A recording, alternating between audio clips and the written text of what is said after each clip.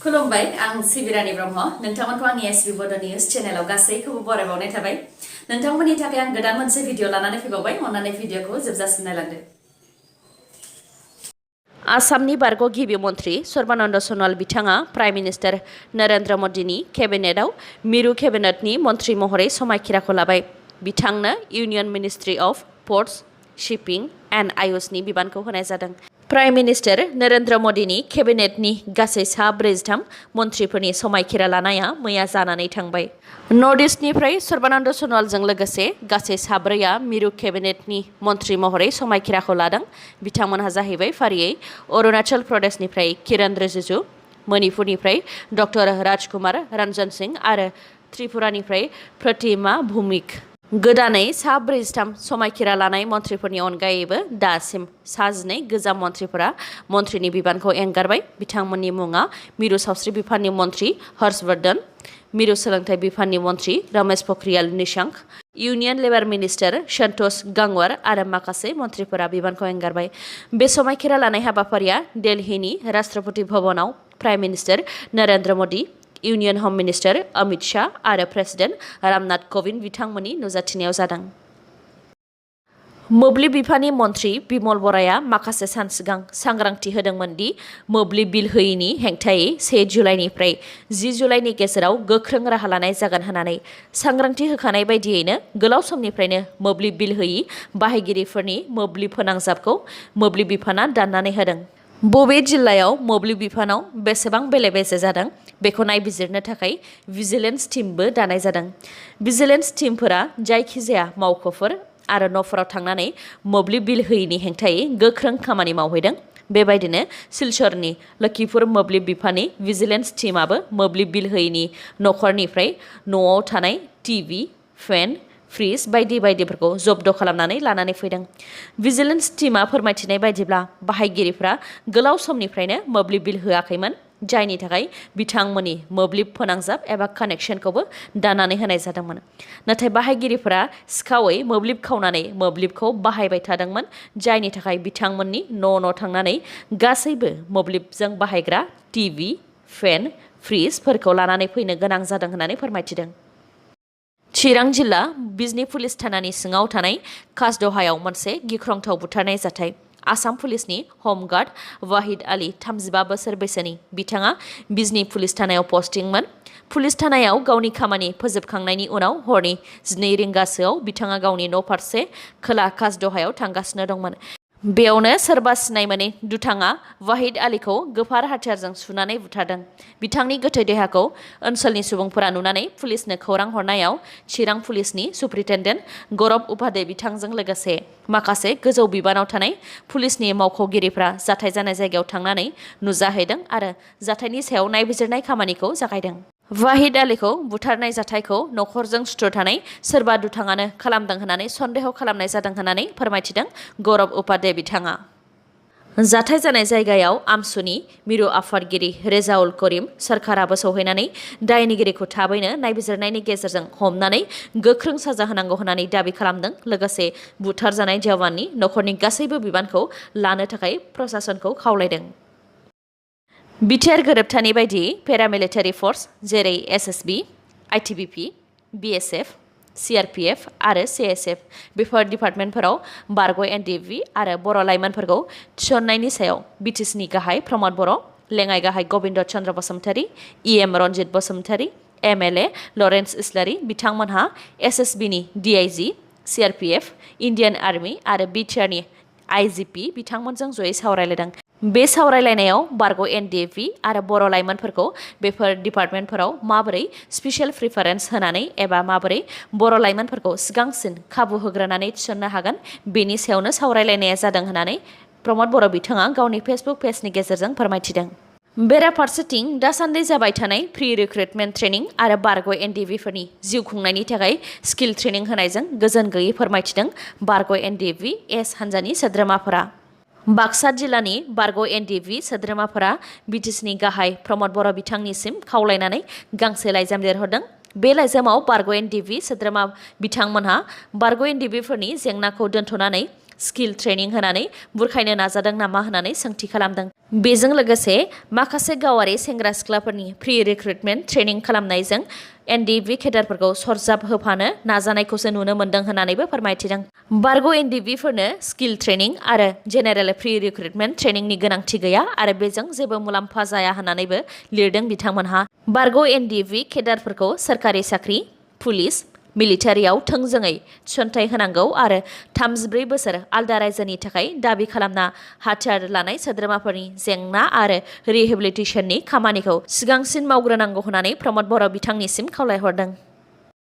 आसामाव मैया केबिनेट जथुम्मा जिरायदोंमोन, जेराव माखासे गोनांथार थांखिफोर लानाय जादों। गिबियावनो सेथियाव दङ टेट पास जानायफोरनि थाखाय गोजोनथाव खौरां। टेट सार्टिफिकेटनि भेलिडिटिखौ अराय समनि थाखाय एबा लाइफ टाइमनि थाखाय बारायनानै होनाय जाबाय। सिगांनि समाव टेट सार्टिफिकेटनि भेलिडिटिया 7 बोसोरनि थाखायल'मोन। मख'नो गोनांदि national council for teacher education (NCTE) आ टेट सार्टिफिकेटनि भेलिडिटिखौ अरायसमनि थाखाय बारायनानै होनो थाखाय गासैबो रायजोफोर आरो इउनियन टेरिटरिफोरनिसिम नटिस हरदोंमोन। बेनि उनावनो आसामनि सोलोंथाइ बिफाना बे थांखिखौ लादों। नाथाय टेट फोरोंगिरिफोरनि रिक्रुटमेन्टआव आपार एज लिमिटआ थागोन। नैथियाव दङ गासैबो आसाम सोरखारनि मावथिफोरा जुलाइ दाननि गेजेरावनो होनो गोनां मोब्लिब बिलखौ होथारनो नांगोन आरो मोब्लिब बिल होनायनि NOCखौ गावबा गाव बिफानाव जमा खालामनो नांगोन। थामथियाव दङ कन्टेनमेन्ट जन फोसावजानाय मोन 7 जिल्लाफोराव गार्जेन मिनिस्टार आरो सेक्रेटारिफोरा गावबा गावनि जिल्लायाव सानथामनि थाखाय थासारिखौ नायबिजिरनो थाहैनांगोन। ब्रैथियाव दङ जायखिजाया सोरखारि जथुम्मा जानायाव गिबियावनो स्टेट एन्थेम अमर आपनार देश रोजाबनो नांगोन आरो जोबनायाव नेशनेल एन्थेम जन गण मनखौ रोजाबनो नांगोन।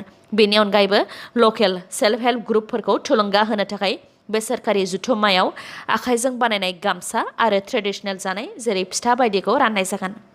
बाथियाव दङ आसामनि गिबिसिन चिफ मिनिस्टार गपिनाथ बरदलै बिथांनि थैनाय सान 5 आगस्तखौ मोनफ्रोमबो स्टेट गभर्नमेन्ट अफिसफोराव कर्मचारि दिवस महरै फालिनाय जागोन आरो बे सानाव आसामनि सा 10 स्टेट इमप्लयिजफोर आरो मोनफ्रोमबो जिल्लानिफ्राय 5नो बान्था होनाय जागोन, जाहाथे बिथांमोननि गेजेराव खामानि मावनायखौ लानानै बादायलायनाय सोमजियो आरो जायफोर बे बान्थाखौ मोननो हागोन बिथांमोनहा रिटायारमेन्टनि उनाव 1 बोसोर सार्भिस एक्सटेनसन मोननो हागोन। दथियाव दङ हादर सिबियारि तरुण रामफुकननि थैनाय सान 28 जुलाइखौ आसामाव देशभक्ति दिवस हिसाबै फालिनाय जागोन। 17 बोसोर BPFनि सोरखारनि समाव नायसनजायैलाय गोदान मिजिं, गोदान आसा लानानै गामियैनो UPPL दोलोखौ मदद होदोंमोन आरो देरहाहोदोंमोन चिरांनि सालगुरिनि रायजो राजाफोरा। बिथांमोना फोरमायथिदों दि बिसायख'थिनि समाव EM रन्जित बसुमतारी बिथाङा खोथा होदोंमोन दि चिरां जिल्ला सान्तिपुर VCTCनि सिङाव थानाय सालगुरि गामिनिफ्राय अदालगुरि गामिसिम हान्थिग्रा 3.25 किल'मिटारसो गोलाव लामाखौ बानायनानै होगोन होननानै। नाथाय देरहाखांनायनि उनाव खेबसेबो खौरां लाहैयैखौ दुखु मोननाय फोरमायथिदों रायजो राजाफोरा। बे लामाजों गंजिसो गामिनि रायजो राजाफ्रा थांलाय फैलाय खालामो। लामा गाज्रिनि थाखायनो गोबां जेंनाजों मोगा-मोगि जानो गोनां जादों होननानैबो फोरमायथिदों आरो लामा गाज्रिनि थाखायनो लोमजानाय साजानायफोरखौ फाहामसालिसिम लांनो थाखाय गारि बायदिफोराबो रावबो हाबफैया होननानैबो दुखु मोननाय फोरमायथिदों बिथांमोनहा। UPPL दोलोनि EM रन्जित बसुमतारी बिथाङा बिसायख'थिनि समाव जि खोथा होलांदोंमोन बे खोथाखौ बिथाङा लाखिगोन होननानै दासिमबो आसा दङ होननानै फोरमायथिदों रायजो राजाफोरा।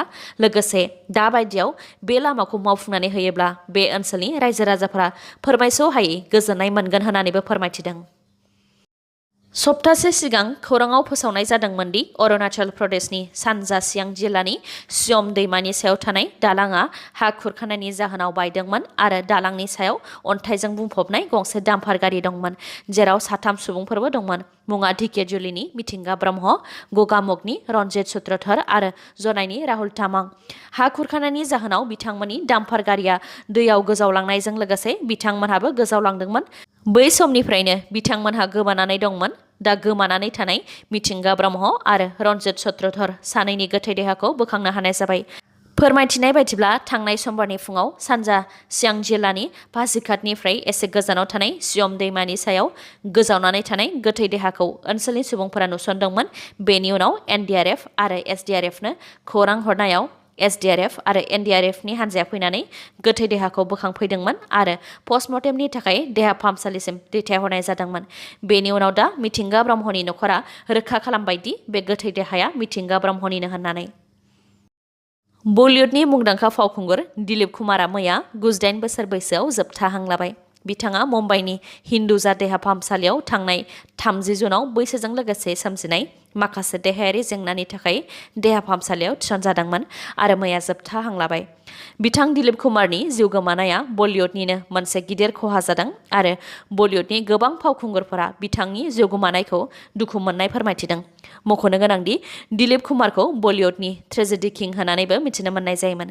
बिथांनि मुंदांखा सावथुनफोरनि मादाव माखासेया देवदास, मुगले आजम, बाबुल, दाग, दीदार, नया दौर, मधुमती, राम और श्याम, शक्ति, गंगा जमुना आरो माखासे। ट्रेजेडी किं दिलीप कुमार बिथांखौ गिदिर पर्दायाव 1998 मायथाइयाव किला सावथुनावनो जोबथा नुनाय जादोंमोन। बिथां दिलीप कुमारनो 1994 मायथाइयाव दादा साहेब फाल्के बान्था आरो 2015 मायथाइयाव पद्मा विभूषण बान्थाखौ होनाय जादोंमोन। सोनाब बेंगलनि गिबि मन्थ्रि ममता बेनार्जीआ कलकाता हाइकर्टजों 5 लाख रांनि जुरिमाना फोनांजादों। रिपर्टनि बायदिब्ला थांनाय बिधानसभा बिसायख'थियाव ममता बेनार्जीआ नन्दीग्राम बियाबाव बिजेपिनि शुभेन्दु अधिकारीनि आखायाव जेननो गोनां जादोंमोन, जायनि थाखाय बे बियाबाव रिकाउन्टिं जानांगौ होननानै दाबि खालामदोंमोन बिथाङा।